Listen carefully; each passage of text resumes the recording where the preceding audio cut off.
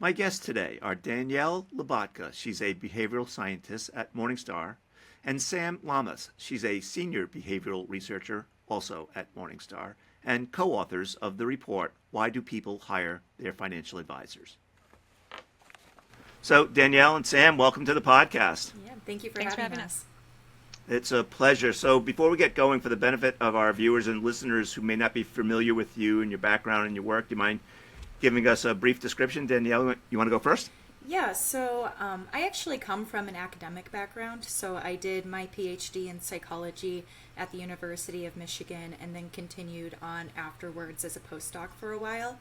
And so I was doing a lot of research in cognitive psychology, but one of the things that is kind of difficult in the academy is to have a real practical application to your research. There are certainly researchers in academia who do that well, but it's certainly more difficult. It's, the ivory tower for a reason. And so started to think about how I could do research that could really help people live their lives in a better way. And I think that that's really something that behavioral finance does well. Everybody has to deal with money in our society. Even the people who say, I'm going to let somebody else make the decisions for me, they still have made a money decision in doing that. And so I think that one of the great things about the Behavioral Insights team at Morningstar is that we do a lot of research about how people think and act towards their money, but then we also take a very serious approach in thinking about, well, what can we learn that can be applied in people's lives? What can be learned that can be applied by financial advisors? And one of the great things that we have the opportunity to do a lot of is talk to financial advisors like your audience who are really engaged and wanting to learn more about how, behavioral research can help them do their job better. And that's something that also helps us do our job better. And so I'll let Sam talk a little bit more about kind of the different approaches that we take on that. Yeah, Sam, eager to learn more about you and your background. Yeah. So my name is Samantha Lamas. I'm a senior behavior researcher here at Morningstar. I've been here a couple years, and as Danielle mentioned, part of what our team does is try to better understand how real people make real decisions with their money in imperfect environments. So we all know that we're not all perfectly rational creatures. So we kind of come in with that knowledge and try to better understand how we could help people, lead them in the right directions with their finances. And usually that results in white papers, insights, exercises, tools. We're always trying to make this actionable for investors and advisors to serve them. Right. So you both just co-authored a recent bit of research titled "Why Do People Hire Their Financial Advisors?" I'm sure our audience really wants to know more about this topic and this study. So uh, walk us through it. Yeah. So for this paper, there's kind of this existing narrative out in the field that advisors get hired to handle this one specific issue that the client is facing. But we think there's more to the story, specifically because you have research like Vanguard, right, that show that one of the most important things advisors do is this behavioral coaching angle.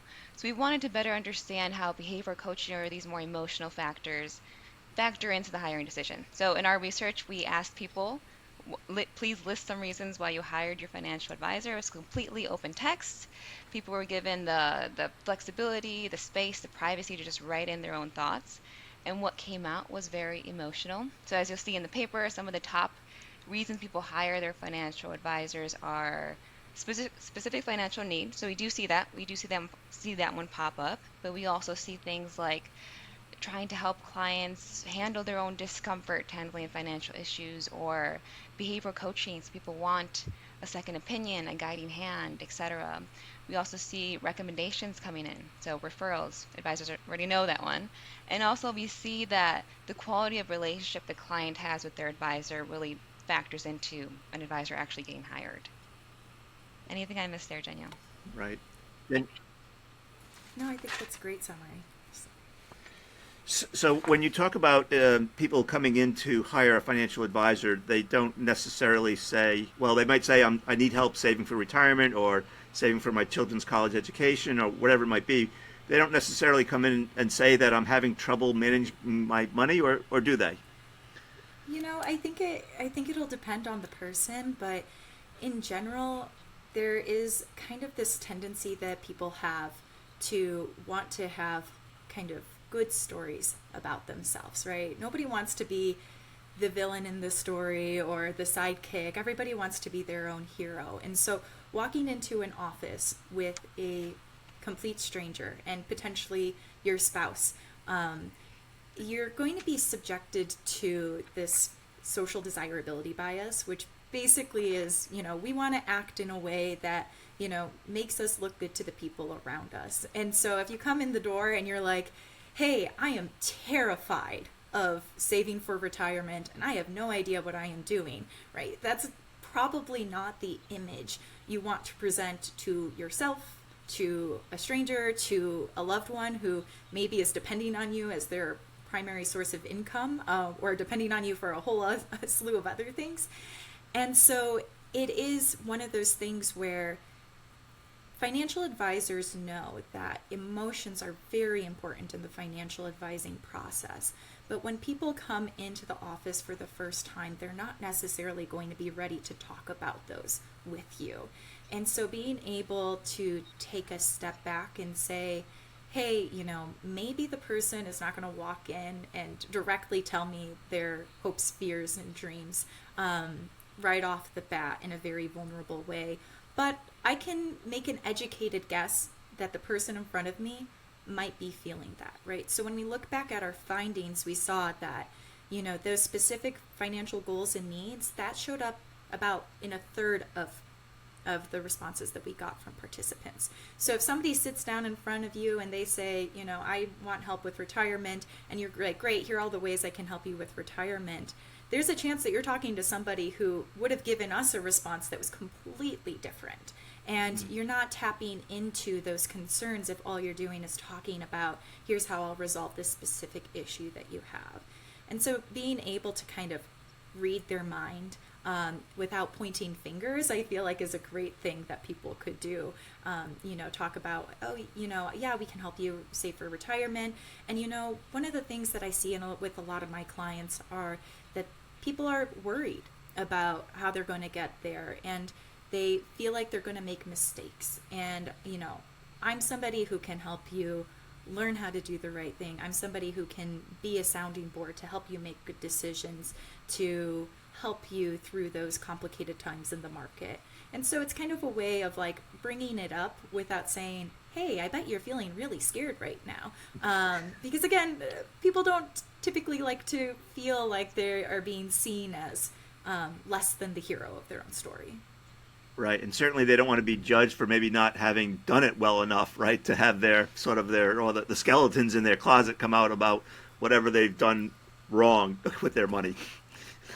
Yeah, definitely. The only thing I would go ahead. The only thing I would add there is that was one of the strengths of our experimental design or design of our survey in particular, because we were asking people in an open text online survey, they weren't facing that social desirability bias. They weren't in front of that stranger that is swaying what they're saying. So that's why what came out was kind of contrary to what maybe advisors usually get in that first meeting. Tell me more about in the report. You talk about who actually hires a financial advisor. There's some interesting findings there. Yes, and I did pick that up because I know that's something that people are always interested in. So for that analysis, we actually looked at a few different factors. So we did find that individuals who had hired an advisor had a higher income, higher amount of investable assets. They tend to be older and thus have more years investing.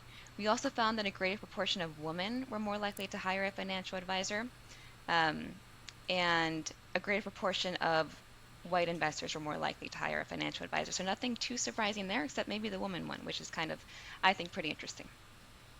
Yeah.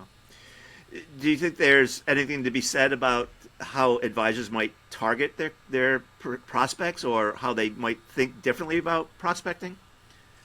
Yeah, so actually, as part of our paper, one of the things we did at the end of the paper is that we provided this exercise on messaging or marketing materials, which is one way of prospecting, right?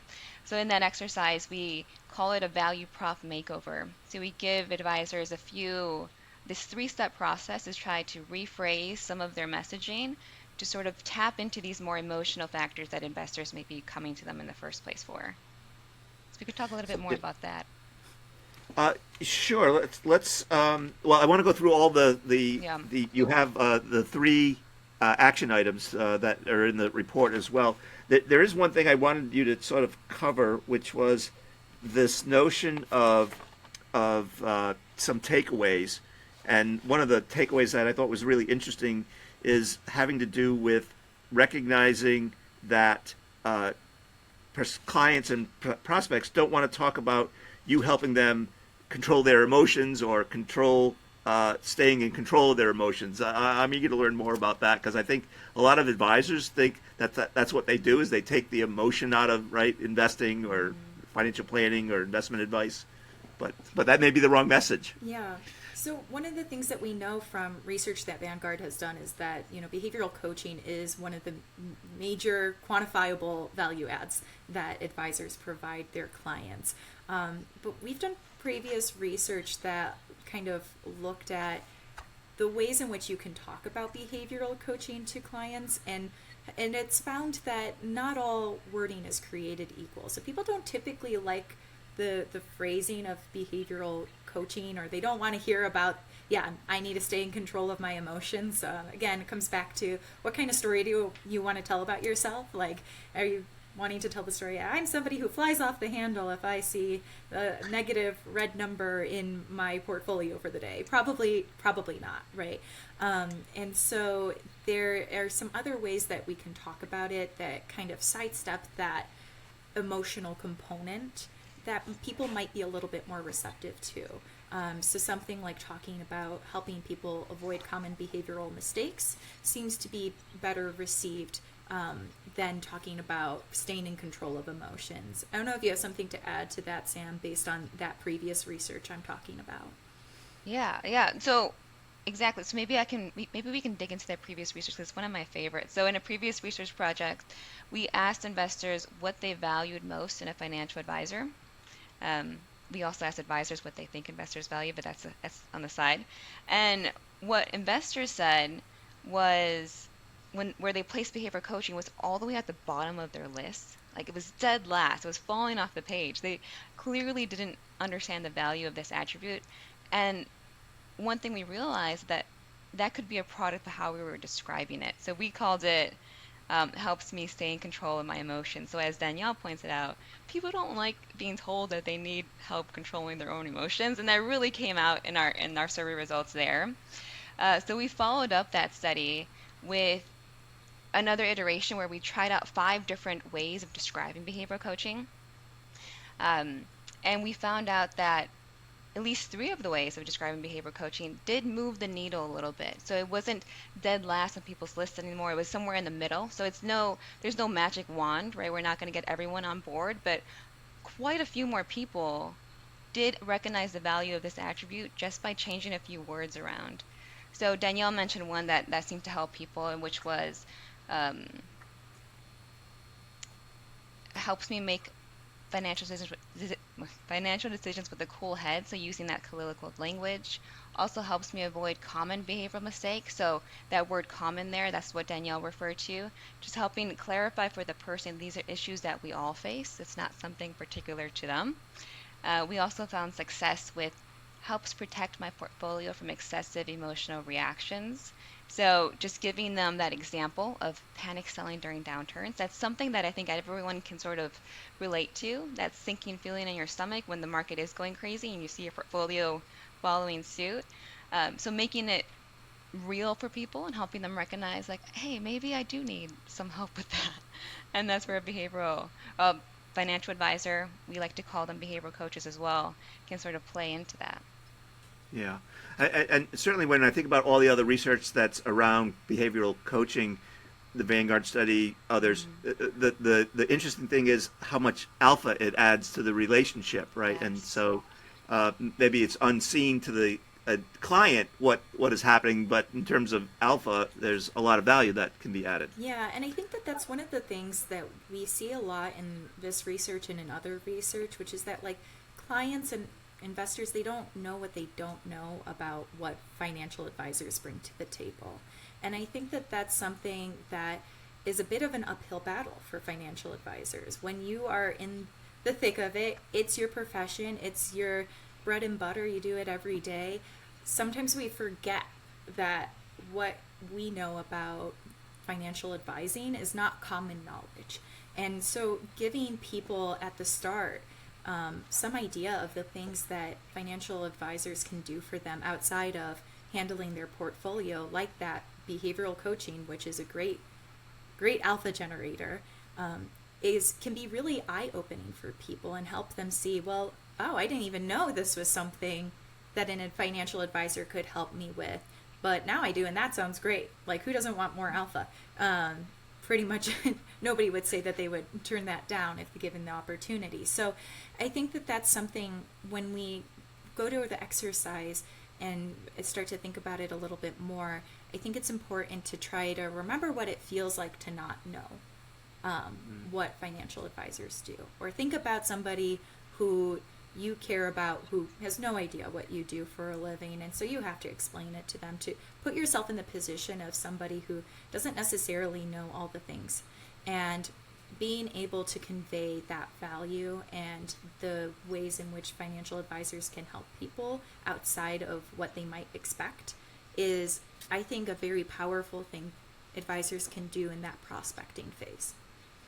Yeah. Just a quick follow-up, Danielle. Like, when I think about behavioral coaching, I think about it sort of in extremes, which is, on the one hand, I might sort of explain to you what loss aversion is, or recency bias, or overconfidence, but that's not necessarily what you're talking about, like teaching your clients about these cognitive biases that they may have, right? It's something different than that. Yeah, it's more about being somebody who can put up guardrails along the way, right?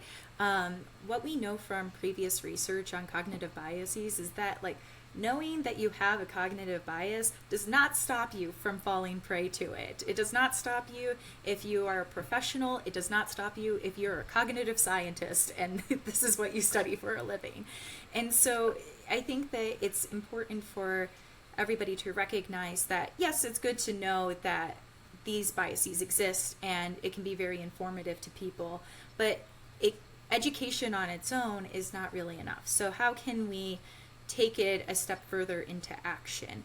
And when you look at a lot of our reports, that's kind of the direction that we take it in, is like, okay, well, you can teach a certain level of, like, here's what a cognitive bias is and here's how it might affect you in market downturns, but let's create a plan so that, and as an advisor, you can provide actual tools, solutions, safety nets, so that when those cognitive biases are going to be the most primed to take effect and have people make mistakes that they're going to regret later, that as a financial advisor you can still step in and help redirect that behavior so that that's not what happens. So that, yeah, you thought about it, right? You fell prey to recency bias. You said the market's going down, it's going to keep going down, it's all going to go away, but you didn't act on it, or you acted in a way that was productive. And I think that's what financial advisors can really do, is not just teach, but also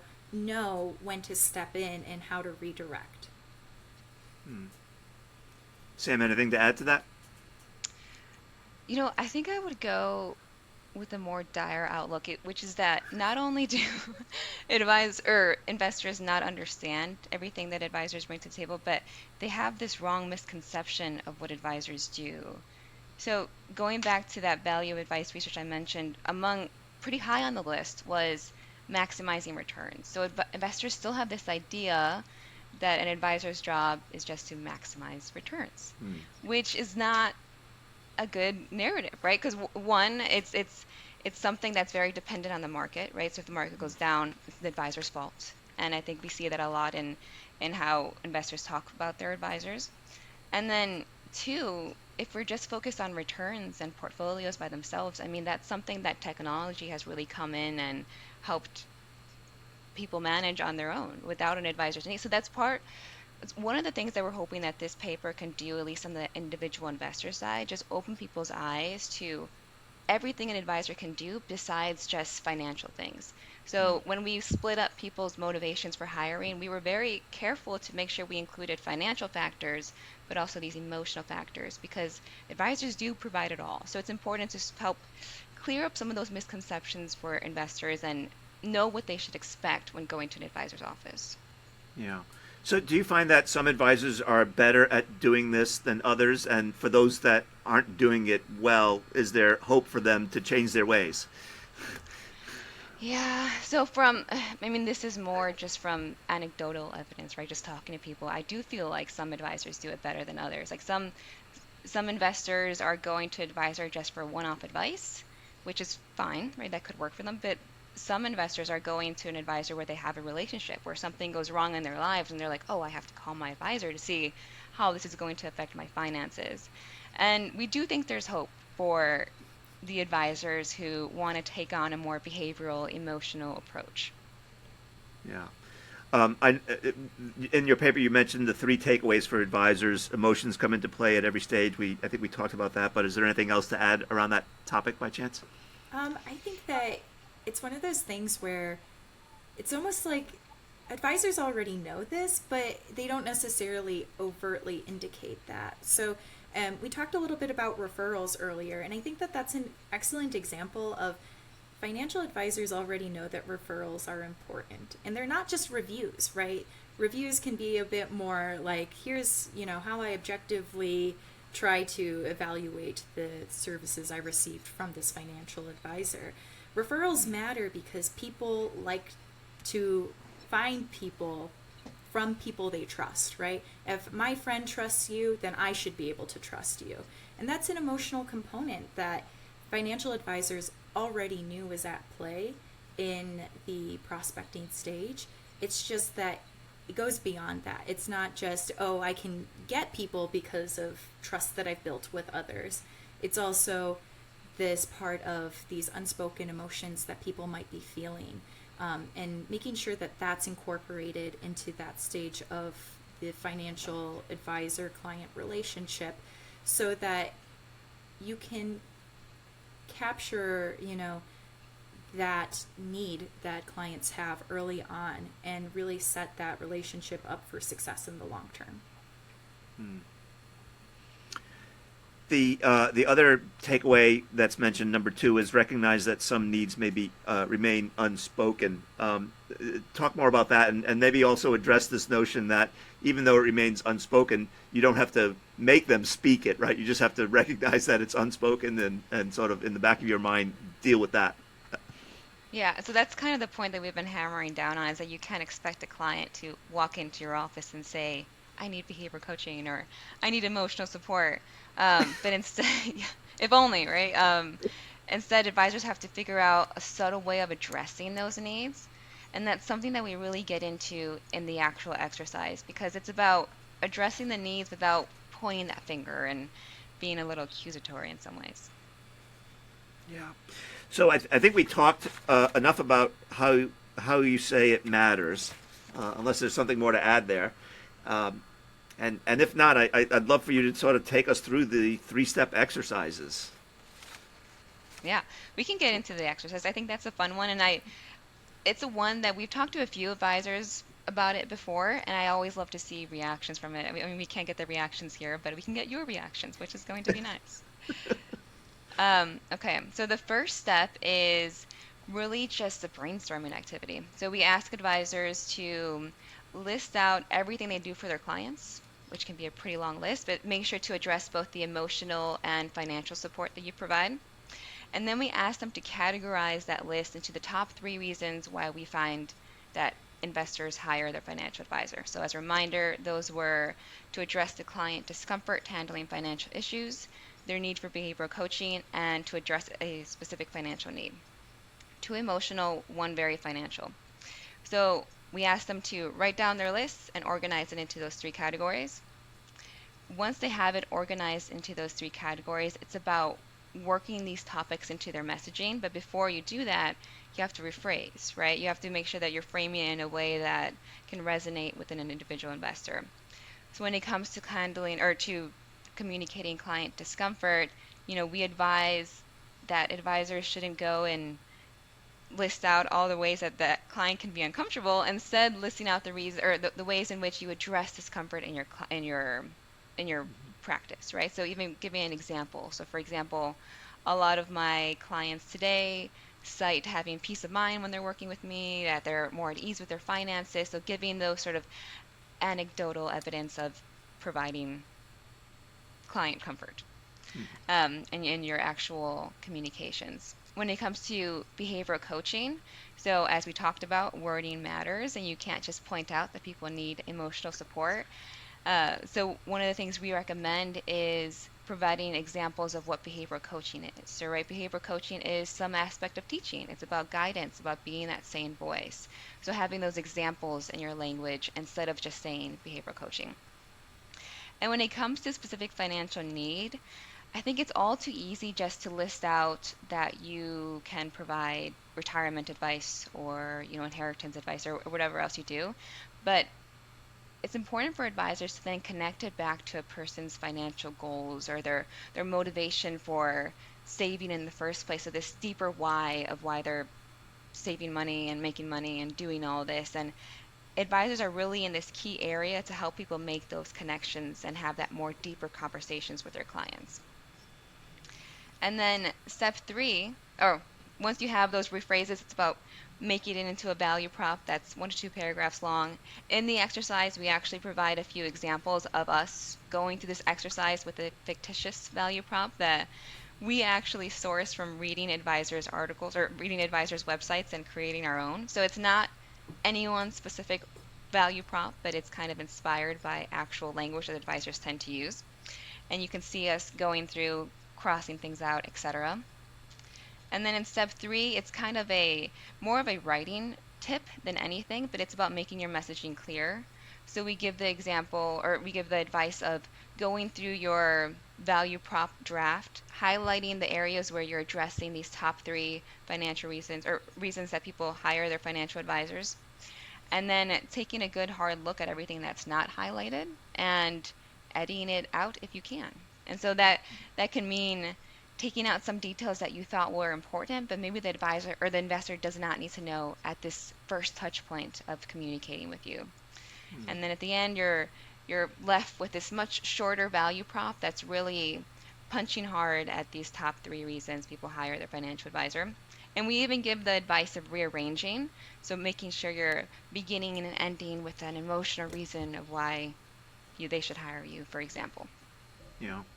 And the end goal of this exercise is to attract more clients, retain the ones you have, expand the relationships that you have with your existing clients.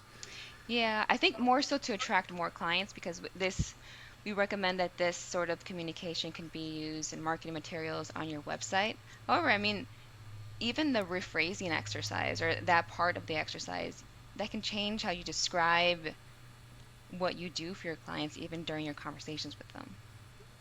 I think when you asked earlier if there was hope for like advisors who are not so great at these things at first glance, this is a great example of how you can start to rework those skills a little bit. And the practice of going through and thinking critically about, well, how am I describing these things? How am I presenting them? It's really important at these initial stages when you have no relationship with the people reading it or next to no relationship with it, because it is kind of your first impression, right? And we all have heard that first impressions matter and are very important. And so it's really great to get these right.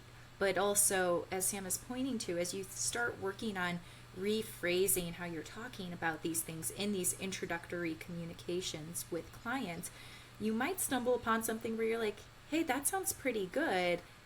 I might be able to communicate this with clients who are having issues understanding X, whatever it was I just rephrased. And so getting the practice of thinking critically about what you say, how you structure it, is really important for those introductory, communications, but they can be applied to thinking about your practice more broadly.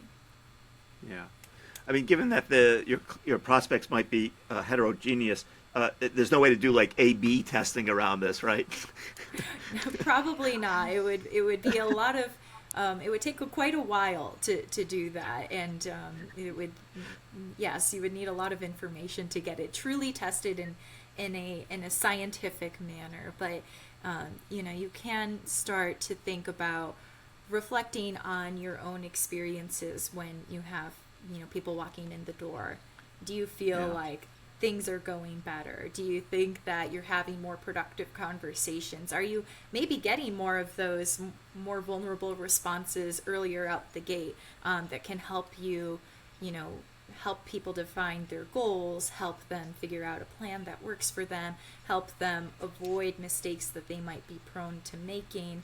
So it's probably not something that you're going to be able to do a very quantitative thing with, but I would say, think about our think about it as an iterative process. Is this getting, seemingly better responses? And if not, go back to the drawing board. And also, something I'm a big advocate of is showing your work to other people and asking for feedback. I know it's uncomfortable. Like, Sam and I do a lot of writing, and it is never fun to be like, here, look at what I did. I'm so proud of it. I spent time on it. And then people be like, well, that didn't really hit home for me. And so I know it's uncomfortable, but the only way to get comfortable with that is to keep doing it. And so ask people that you admire and respect, or ask people who you think are going to provide honest feedback. And also, you can look at, again, the value propositions of people who you think do this well and see, well, how do I think that they compare to me? Is there something they're doing that speaks to these concerns in a way that I'm not? So I think that there's a lot of levels and layers to it, and it really is one of those, like, be a lifelong learner. Don't ever be content to rest on your laurels. And I think over the time, you'll get better at these things, as we do whenever we practice something, even if it makes us uncomfortable.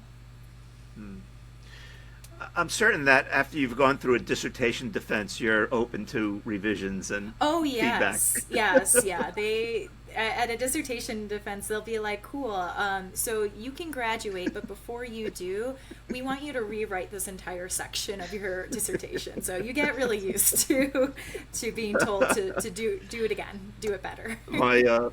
My son has a friend who just got his PhD from UNC Chapel Hill, and he wasn't asked to make one single revision in his Well, dissertation. that's very fortunate. I didn't Yeah. have to rewrite any sections, but I did have to add in some different little pieces that people wanted. Yeah. So I'll take it. I'll take it. So a couple of questions. One is, obviously everyone is enchanted with AI at the moment. Does AI play a role in any of this? Yeah, so actually, one of the articles that we wrote recently was aimed for individual investors, but we kind of asked the question, like, do you need a financial advisor, or do you need ChatGPT, right? Because ChatGPT is supposed to know everything.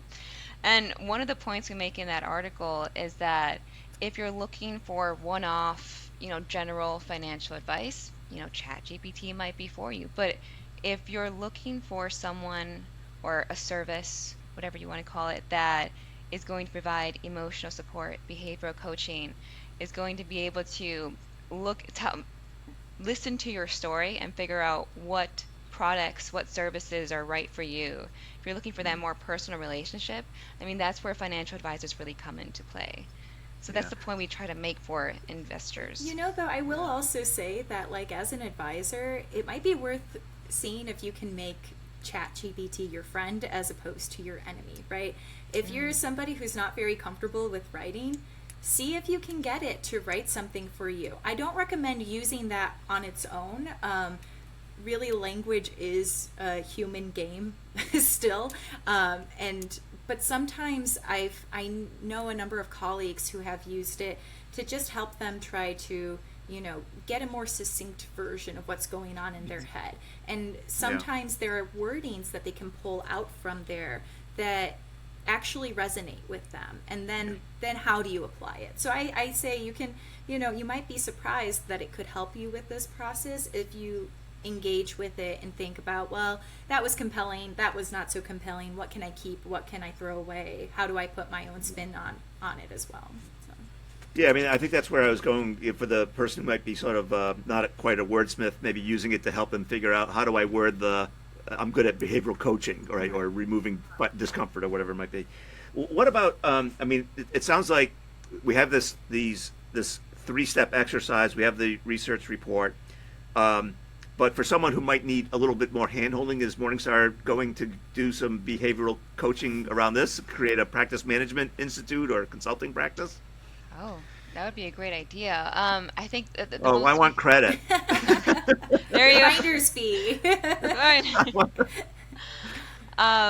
So we don't have anything in the works along those lines. I mean, we do have plenty of research. So as Danielle and I mentioned in the beginning, I mean, that's kind of what we aim to do as a team, is produce these insights and make it actionable for advisors. So definitely keep an eye out for our work. We're on Morningstar.com if you ever listen to or want to read some of our articles. And at the end, we always try to provide some sort of exercise tool to make this actionable for advisors. Yeah, that's really key. So, as I think about this research, nothing exists in a vacuum. You've discovered some things that might require further research. What comes next? What comes next? So we also asked people why they continue to have a financial advisor. So we're starting to tackle these questions one off, but I think that's going to be our next project, at least along these lines. Yeah. All right. So we've covered a lot of ground. Anything we missed, or anything that just bears reemphasizing before we wrap up? I guess on my end, I mean, it's important for advisors to recognize that you can't hide from the emotional support that advisors now have to do. I mean, an advisor's job is now more complicated than ever because you can't just hide behind numbers and data, right? You have to be that personal relationship with their client. And it takes listening to research like ours, but there's plenty of more out in the field. But this is where the industry is going, I would say, and it's time to accept it and figure it out. Yeah, and that's something that, again, it needs to be communicated. The industry knows where it's going. I think it's pretty clear in this situation. Sometimes it's not so clear, but in terms of the emotional support, behavioral guidance, we are seeing a lot of movement in that direction where financial advisors recognize that that's very important. But that doesn't mean that clients know. So again, it comes back to you have to be really good at communicating these things with clients because they aren't going to know what they don't know. And you're probably their primary source of contact to discuss these issues. And so knowing that that's something not only that you have to work on when you are trying to provide guidance, but also communicating that you provide that guidance is a piece of the puzzle that advisors should work on as well, even though it's not always fun to do so. Yeah. Danielle, Sam, I want to thank you for sharing your knowledge and wisdom with our listeners and viewers. It's greatly appreciated. Yeah, Thanks for having us on. Thank you for listening to the Exceptional Advisor podcast brought to you by the Investments and Wealth Institute. If you've enjoyed this podcast, please subscribe through iTunes, Spotify, or our website at www.investmentsandwealth.org/podcast to get the latest episodes of our Exceptional Advisor podcast series. For additional resources, updates on events, and exclusive membership deals, visit www.investmentsandwealth.org.